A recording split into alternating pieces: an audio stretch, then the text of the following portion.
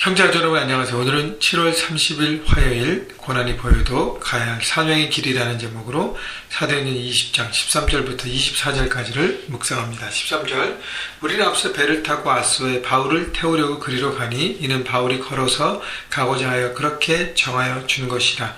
자, 드로아에서 일주일 동안 머물면서 들어와 있는 하나님의 사람들에게 말씀을 전하고 이제 바울은 급하게 움직인 것을 봅니다. 그래서 여러 가지 계획을 세워서 육로와 해상을 통해서 땅과 바다를 통해서 움직입니다. 14절 바울이 아소에서 우리를 만나니 우리가 배에 태우고 미둘레네로 가서 거기서 떠나 이튿날 기호 앞에 오고 이튿날 사모에 들르고 그 다음날 밀레도에 이르니라. 자, 밀레도에 오기까지 드로아에서 밀레도에 오기까지 바울은 처음에 걸어서 그 다음에 배를 타고 움직입니다.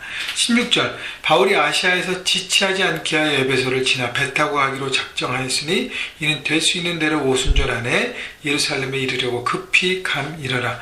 자, 바울이 왜 이렇게 여러 가지 일정들을 분주하게 바쁘게 움직이는 그 이유를 16절에 얘기합니다.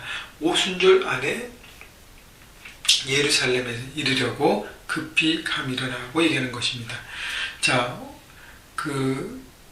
지난 말씀을 보면 바울이 빌립보에서 무교절 후에 떠났습니다.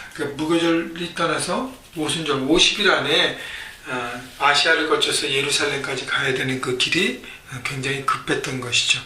자, 그래서 바울은 예루살렘을 거쳐서 그 다음에 로마로 가기를 원했어요. 아무래도 예루살렘은 영적인 고향이고 모토 중심입니다. 그래서 예루살렘 교회의 지지를 받고 후원을 받고 이제 하나님께서 그에게 품게 하셨던 비전 로마로 가기를 원했다는 것이에요. 그래서 예루살렘까지 가기 위해서 여러 가지 일정들을 정리하고 움직이는 것이죠. 그래서 우리가 사역하고 우리가 살아갈 때 시간을 아끼고 절제하는 것이 필요합니다. 왜냐하면 이제 여러 가지 지역을 들리면서 특별히 한 지역이라도 더 들려서 그곳에 있는 크리스찬들을 붙잡아주고 격려해주고 또 그들의 입장에서는 바울이 와주기를 너무 바랬던 거 아닙니까? 특히 에베소는 그런 지역인데 그렇지만 시간을 위해서 17절 바울이 밀레도에서 사람을 보내어 에베소로 보내어 교회의 장로들을 청하니. 자, 그래서 에베소까지 갈 시간이 없기 때문에 밀레도 항구에서 에베소 교회의 장로들을 청합니다.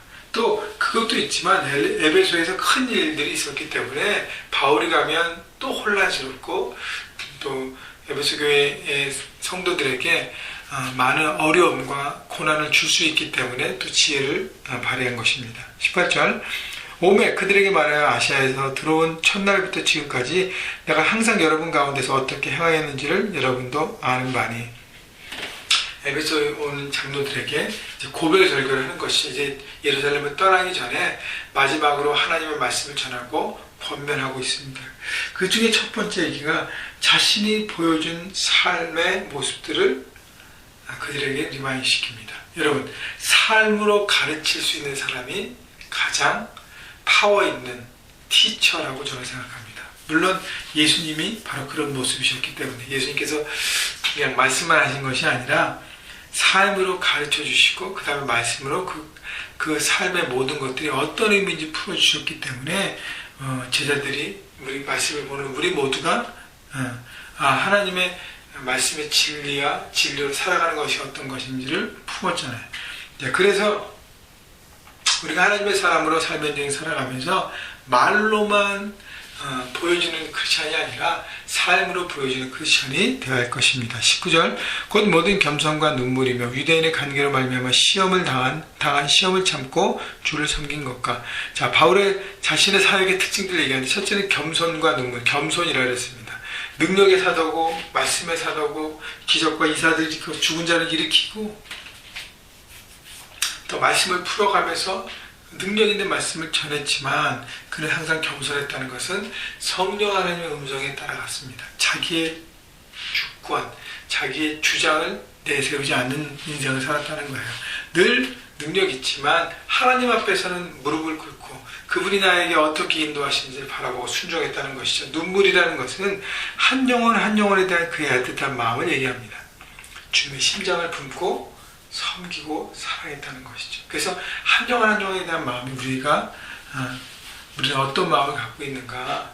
여러분, 눈물이 메마른 인생은 하나님의 사람으로 살아가기에 좀 부적합하다고 저는 생각합니다. 그래서 눈물이 많아야 돼요. 유대인의 간계로 말미암아 당한 시험을 참고 주를 섬긴 것과 가는 곳마다 유대인들이 정말 여러 가지 간계를 써서 고통과 아픔을 줬잖아요. 그러나 그 모든 것을 이겨내고 하나님을 섬겼습니다. 20절, 유익한 것은 무엇이든지 공중 앞에서나 각 집에서나 꺼리낌 없이 여러분에게 전하여 가르치고, 바울은 어디에서나 복음을 담대히 전했습니다. 그래서 정말 귀한 진리를 발견하면 그것을 어디에서나 그들에게 전했던 복음에 대한 열정을 가진 인생이었습니다. 21절, 유대인과 헬라인들에게 하나님께 대한 회개와 우리 주 예수 그리스도에 대한 믿음을 지원한 것이라. 유대인과 동일하게 헬라인에게 하나님에 대해서 여러분의 삶을 회개하고 그리고 예수 그리스도의 십자가 복음을 믿고 믿음으로 하나님의 자녀가 되라는 것을 선포한 것이죠. 집중된 메시지를 전했습니다. 21절, 보라 이제 나는 성령님의 예루살렘으로 가는데 거기서 무슨 일을 당하는지 알지 못하노라. 자, 그래서 자신의 이제 앞으로의 비전을 얘기하고 중보기도를 부탁하는 것이죠. 그래서 기도를 부탁하는 것도 겸손한 사람의 모습입니다. 예루살렘으로 이제 갔다 가는데 예루살렘으로 인도하신 성령님의 음성을 확신하고 가는데 거기에는 많은 어려움들이 있다고 얘기합니다. 또 23절, 우리 성령의 각성이 내게 증언하여 결박과 환난의 날을 기다린다 하시나 성령께서 예루살렘의 길로 인도하시지만 그 안에 고난이 있다고 얘기하는 것이죠. 그래서 고난을 듣고 포기한 것이 아니라 하나님의 뜻과 믿음으로 더 무장되어서 나는 돌파할 것이라고 선포하는 것입니다. 24절, 내가 달려갈 길과 주 예수께 받은 사명 곧 하나님의 은혜의 복음을 증언하는 일을 마치려 하면은 나의 생명조차 조금 더 귀한 것으로 여기지 아니하노라. 바울은 사명에 불붙은 인생을 선포합니다. 그 인생의 초점이 바로 하나님께서 주신 사명이었어요. 그래서 사명 때문에 움직이는 인생을 살았어요.